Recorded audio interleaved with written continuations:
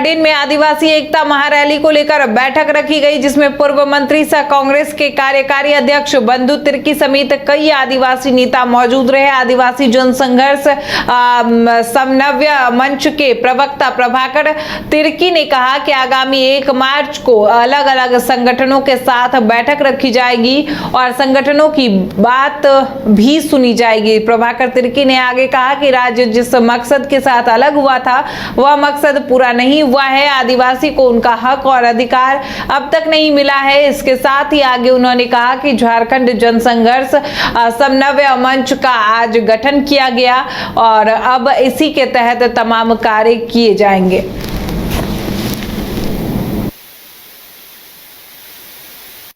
हम लोगों ने 4 फरवरी को जो एजेंडा डिक्लेयर किया, उस रैली का मकसद था आदिवासी अधिकारों को लेके कि राज्य के अंदर, केंद्र के अंदर लगातार आदिवासी अधिकारों की उपेक्षा हो रही है और जो संवैधानिक अधिकार उनको मिले हैं उनकी उपेक्षा हो रही है।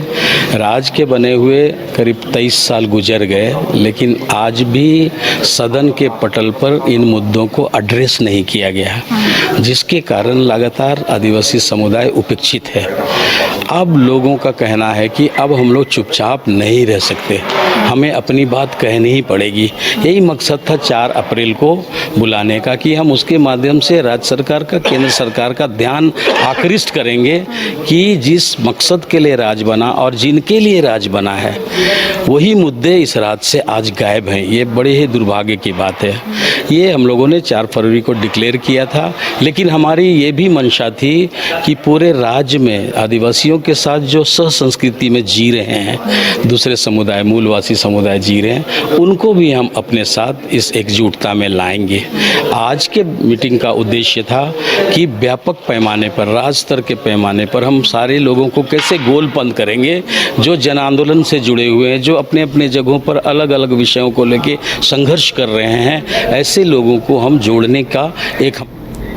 वहीं धनबाद सदर अस्पताल में बहुप्रतीक्षित कुपोषण उपचार केंद्र की शुरुआत हो गई। विधायक Raj Sinha, civil surgeon doctor Bhanu Pratapan और नोडल पदाधिकारी डॉक्टर राजकुमार सिंह ने दीप प्रज्वलित कर इस केंद्र का उद्घाटन किया। वहीं उद्घाटन के बाद विधायक ने निरीक्षण किया और यहां मिलने वाली सुविधाओं से राज सिन्हा रूबरू हुए और अस्पताल में और बेहतर चिकित्सा सुविधा उपलब्ध हो, इसके लिए अस्पताल प्रबंधन को उन्होंने विशेष दिशा निर्देश भी दिया और कहा कि राज्य सरकार के स्वास्थ्य मंत्री से मिलकर वह अस्पताल को और उन्नत बनाने के लिए प्रयास भी करेंगे।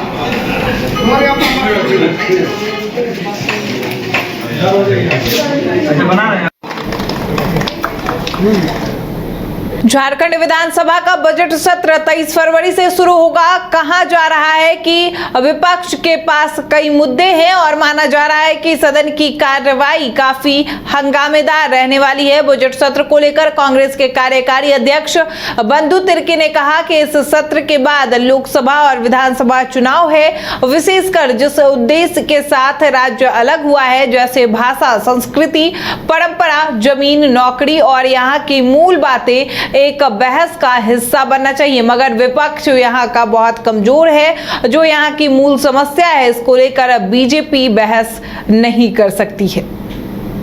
इस सत्र के बाद में तुरंत लोकसभा का चुनाव भी है, उसके बाद लोकसभा चुनाव के बाद में फिर झारखंड विधानसभा का चुनाव है। ये 5वीं विधानसभा है और विशेषकर जिस उद्देश्य से ये राज्य अलग हुआ, हम लोग सदन में थे तो वो जो मूल बातें यहाँ की भाषा, संस्कृति, परंपरा, जमीन के साथ साथ यहाँ का बेसिक जैसे नौकरी चाकरी, जिस उद्देश्य से हुआ है, ये बातें विधानसभा में जैसे मड़ुआ, कुर्थी, ये सब चीज़ों की गूंज आती थी। हम लोग सदन में नहीं है और लगातार ये बातें, यहाँ के मूल बातें एक बहस का हिस्सा बनना चाहिए। मगर विपक्ष यहाँ का इतना कमजोर बोलिए या तो निकम्मा बोलिए उसको, या तो उसको यहाँ के बारे में चिंता नहीं है। तारांकित अल्पसूचित के बाद इवन शून्य काल में भी जो परिस्थिति पैदा होता है, तारांकित और अल्पसूचित में तो खैर कोई ये नहीं होता है पूरा। चीज़ों पर सवाल माननीय सदस्यों के द्वारा जो पूछा जाता है उस पर भी उसको व्यवधान हो जाता है। लेकिन आपका जो प्रश्नकाल के बाद में जो आपका बहस जिस पर होता है उन तमाम चीज़ों पर भी बीजेपी बहस नहीं करती है। उनको फालतू चीज़ों में लेकर के सदन को एक तरफ से जिस तरह से डिस्टर्ब कर देता है, व्यवधान।